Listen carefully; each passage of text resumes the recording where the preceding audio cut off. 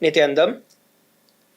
Dear Deutsche Welle, we the monks of the Sovereign Order of Kailasas Nithyananda would like to respond to your articles that is spreading Hindu-phobic, racist, lawfare and disinformation against Kailasa and the minority indigenous communities represented by Kailasa.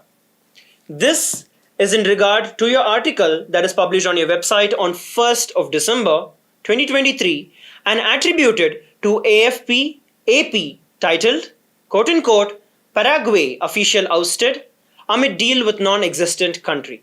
It is very unfortunate that this article was published by you without contacting us. As a prominent media outlet, I am confident that you understand there are always two sides to a story. We would have appreciated if Deutsche Welle had contacted us. In the future, please make sure that you contact us to hear our side of the story prior to publishing articles that you've done earlier. So we would like to avail this opportunity to set the record straight about what happened. Deutsche Welle, by publishing this article, is undeniably responsible for furthering one-sided disinformation campaign inciting hate against the persecuted Hindu community. We strongly condemn any such Hindu-phobic racist lawfare and disinformation which is systematically perpetrated through such articles, which as history has shown is a weapon that imperial racists had perpetrated transnationally for thousands of years, which has displaced millions of Hindus, pushing them into generations of homelessness and statelessness. While Deutsche Welle may not be the author, Deutsche Welle is responsible and accountable for the ramifications of hosting and disseminating disinformation that is carried through this article. I'd also like to touch upon the violation of the ethics of journalism and the article's falsehood. As a prominent media, you may be aware that it is internationally recognized by various media self-regulatory bodies that ethics of journalism include, number 1, truth and accuracy. Number 2, independence. 3, fairness and impartiality. 4, humanity. And 5, accountability. Unfortunately, your article does not fall under any of the above mentioned ethics of journalism, violating the very standard internationally practiced. For these serious violations of principles of journalistic ethics and these serious instances of journalistic non-integrity in the article, we request you to immediately address the points that I'm going to be stating.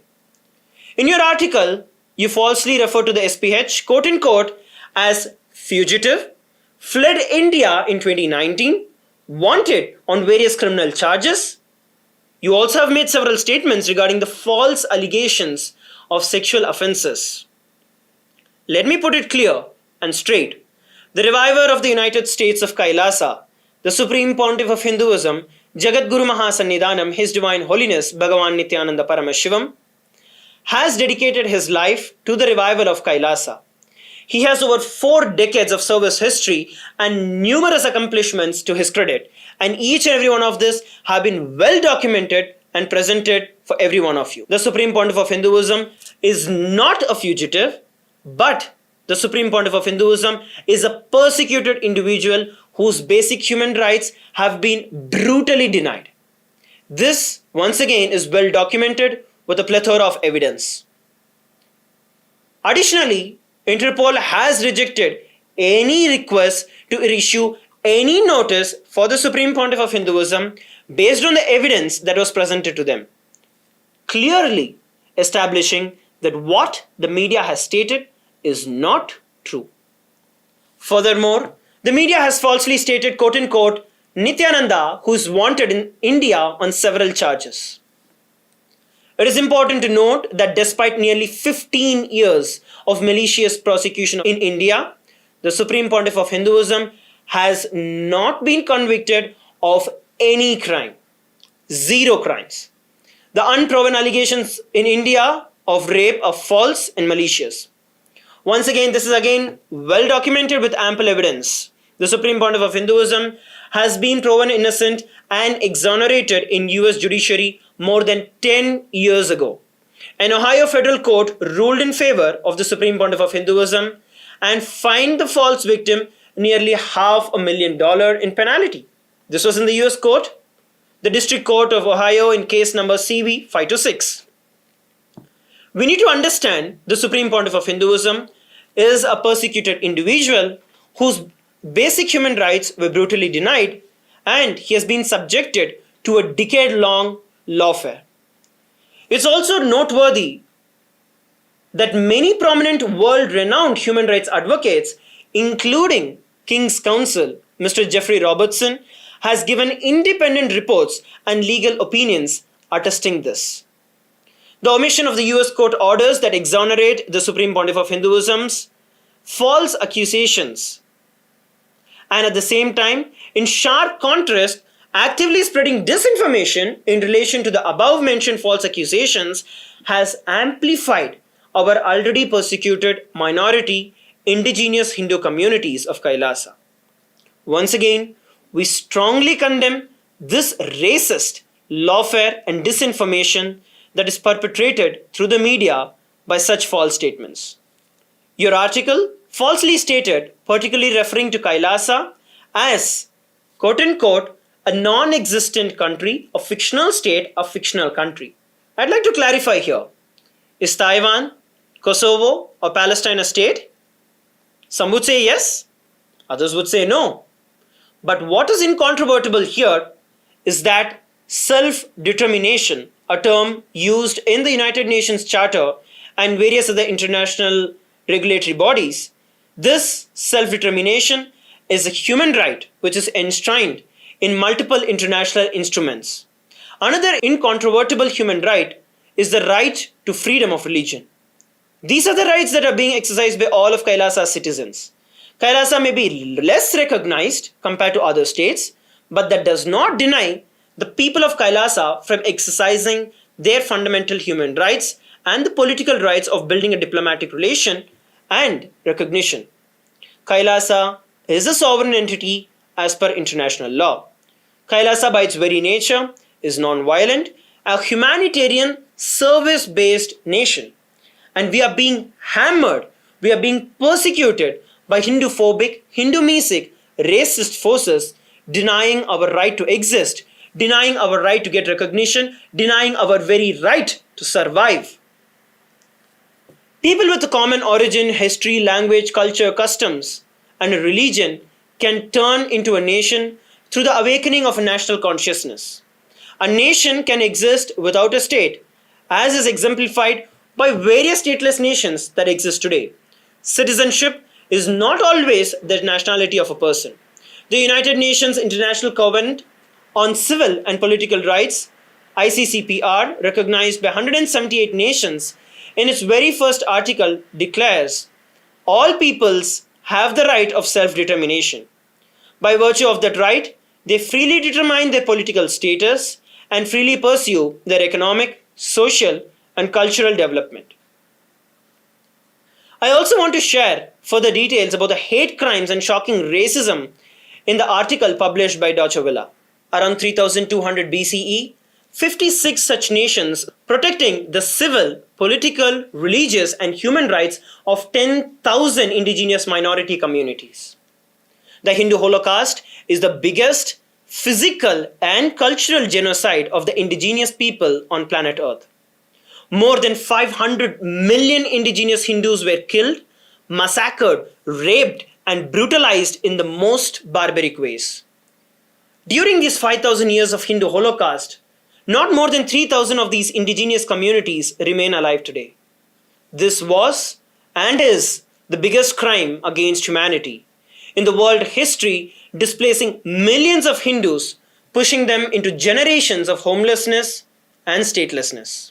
The roots of such mass genocide of 500 million indigenous Hindu people and the brutal genocide of billions of indigenous people all over the planet is rooted in imperial racism and discrimination. Racism perpetuates negative stereotypes and hateful narratives against minority ethnic groups that have brought these unforgettable genocides throughout the planet. This article written by Deutsche Welle, expresses and amplifies the shocking racism and absolute disregard for even a bit of sense of respect for human dignity. Particularly, your article expresses and incites extreme racism, dehumanizing hateful sentiments towards the people of Kailasa, negatively stereotyping the entire persecuted minority indigenous Hindu communities of Kailasa as if less than a human, as a cult, while racially discriminating and dehumanizing the Supreme Pontiff of Hinduism by calling him a Hindu cult leader. The Deutsche Welle article delegitimizes and dehumanizes the people of Kailasa, denying them the very right to be treated as equal human beings. Such racism, as carried in this article, is not just against the UDHR Article 1, which declares, quote unquote, all human beings are born free and equal in dignity and rights, but also constitutes a hate crime prosecutable under Section 130 of German Criminal Code, which criminalizes hate speech, including incitement to hatred and insults that assault the human dignity based on racial, national, religious, or ethnic background. Additionally, such racism as carried by Deutsche Welle in your article is liable to bring severe penalties and legal ramifications. I'd like to state a few examples. An individual who negatively stereotyped and dehumanized the Kailasa community, referring it as a cult, and the Supreme Pontiff of Hinduism as a cult leader, was penalized $500,000 in case 2:13 CV 526. Likewise, in civil case RS 1013793 in the Superior Court of the State of California, an individual made a complaint in which he described the Supreme Pontiff of Hinduism as a cult leader and the people of Kailasa as a cult. The court dismissed the suit and ordered the individual to pay $500,000 for the crimes. In the Superior Court of California, County of San Bernardino, in case number Civil RS 1401615, on 8th of December 2017, the court penalized a media channel, Samaya TV, and the associates $5 million for damages and costs for defamation and civil conspiracy. This judgment is often recorded in international law journals as one of the most significant defamation suits brought against media. In your article, it is stated, quote unquote, false officials duping, who also appear to have duped several local officials, signing a memorandum of understanding with the representatives. Let me clarify that the document referenced was not a memorandum of understanding, but a proclamation. As it is a proclamation, there is nothing that Kailasa receives in return. Furthermore, even a MOU would have merely been just a statement of possibility of the contributions in the future. However, Kailasa, without any vested interest, without anything to gain, without any obligation to contribute, completely, selflessly, has already contributed millions of Paraguayan Guaranis worth of medical aid to support the people in the said local community in Paraguay. This was on November 9th, 2023. Kailasa's humanitarian aid is not gathered through taxes as most established nations would, but instead is raised through hard work and sacrifices of the Supreme Pontiff of Hinduism, and the contributions of the hard-working individuals of the persecuted minority indigenous community who are inspired to do the same, witnessing the Supreme Pontiff of Hinduism's relentless sacrifices and unshakable commitment towards this mission. However, it is unfortunate that through Hindu-phobic, racist articles, media such as Deutsche Welle has derailed these humanitarian services that Kailasa is committed to. Deutsche Welle, by hosting and publishing this article, has extraordinarily amplified this systematic persecution. Instead of recognizing the extraordinary contributions, the authors and the publishers have put a systematic and focused effort into the vulnerable community who are the beneficiaries of Kailasa's humanitarian aid. Another statement that is mentioned in your article, quote unquote, admitting he'd been conned, their motives for duping him were not clear, etc. Once again, I'd like to state Kailasa is a sovereign entity as per international law. Kailasa is the revival of the ancient, enlightened Hindu civilizational nation which is being revived by the displaced Hindus from around the world. Kailasa is recognized international body. It has established bilateral relations and has not scammed anyone. Organizations and institutions representing Kailasa have established diplomatic relations with many cities, many states, constituencies, municipalities around the world, bridging cultures, encouraging interreligious dialogue, and continuing our Hindu-based humanitarian services to promote global peace through a better understanding of diverse cultures. In your article, it is also falsely stated, quote unquote, Chamorro told reporters on Thursday that purported officials from the United States of Kailasa had told him the country was a South American island. Once again, this statement is completely false, fabricated, and in complete contradiction of the publicly stated and widely circulated facts. Kailasa's representatives have never stated to anybody that Kailasa is a South American island. Kailasa has already clarified this several times earlier, including an official press release to a question by the Singaporean media companies, the Business Insider.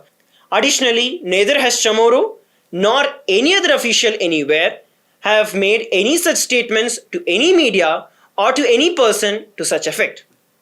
Such blatant false claims have not even arisen anywhere else. Thus, what is mentioned in this article by Deutsche Welle is very clear that it is completely concocted, fabricated, and defamatory. We demand a sincere and an unambiguous apology for the blatant inaccuracies presented in your article and publications. A correction or clarification acknowledging the false information and providing accurate details about Kailasa is imperative to rectify the harm caused by you. Your role as a responsible media obliges you to act in public interest and uphold journalistic integrity. We anticipate your prompt cooperation in setting the record straight and in doing so, cease the perpetuation of the harmful narratives that you're promoting. We expect a resolute and a corrective response from Deutsche Welle. We are open to further discussions and providing any further additional information required. Please feel free to reach out to us at contact@kailasa.org if the need be. Thank you.